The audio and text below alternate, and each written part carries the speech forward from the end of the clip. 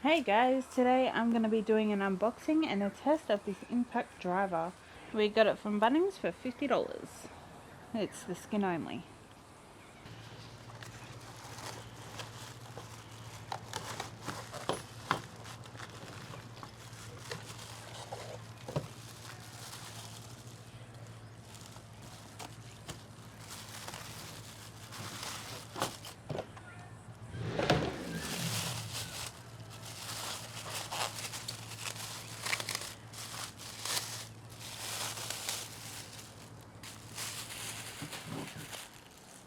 Alright, so now let's go test it out on a few things.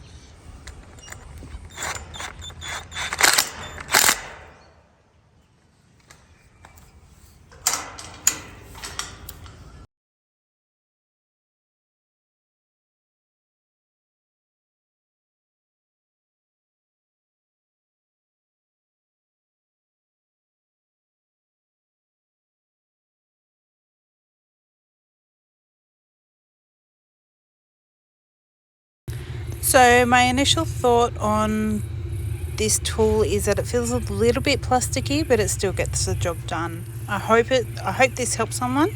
Thank you for watching.